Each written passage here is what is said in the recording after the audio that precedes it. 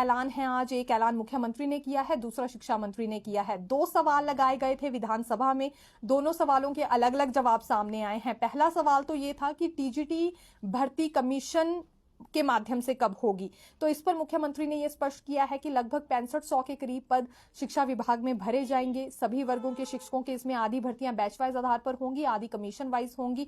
और अभी क्योंकि बहुत सारे पद रिक्त चल रहे हैं तो जल्दी उन्हें भरा जा सके, इसके लिए एक नई भर्ती पॉलिसी लाई जाएगी।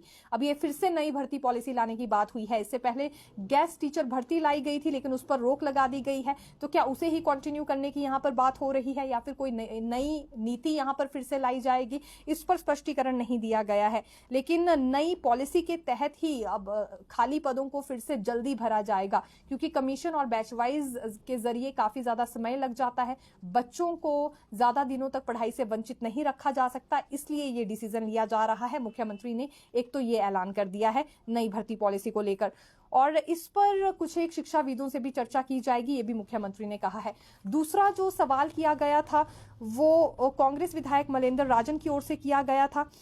इसमें शिक्षा मंत्री रोहित ठाकुर की ओर से जवाब ये दिया गया है कि उनकी सरकार ने 400 प्रिंसिपल प्रमोट किए हैं और स्कूल लेक्चरर भी प्रमोशन के जरिए 401 नियुक्त हुए हैं। अब कमीशन के जरिए 585 पद भरे जा रहे हैं, तो इससे रिक्तियां दूर हो जाएंगी। अभी कितने पद खाली चल रहे हैं, प्रमोशन के जरिए कितने भरे गए हैं, ये दरअसल इसमें सवाल उठाया गया था। और शिक्षा मंत्री ने यह भी कहा है कि किसी अन्य पॉलिसी के बजाय रेगुलर से ही टीचर भर्ती होंगे।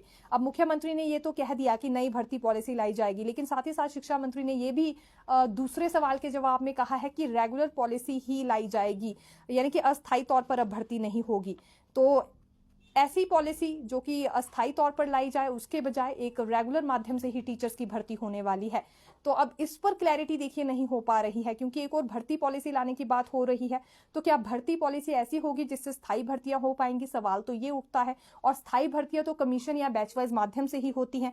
लेकिन शिक्षा मंत्री ने दूसरी ओर जब ये चीज कह दी कि किसी अन्य पॉलिसी के बजाय रेगुलर माध्यम से ही यहाँ भर्तियां होंगी, तो फिर दरअसल इस भर्ती पॉलिसी को लेकर कुछ एक सवाल उठ जाते हैं। अगले कल हमारा बिल्कुल ये मकसद रहेगा कि इस बारे में हम ये क्लैरिटी ले सके शिक्षा मंत्री रोहित ठाकुर से कि आखिरकार ये मुख्यमंत्री कौन सी भर्ती पॉलिसी लाने की बात कर रहे हैं।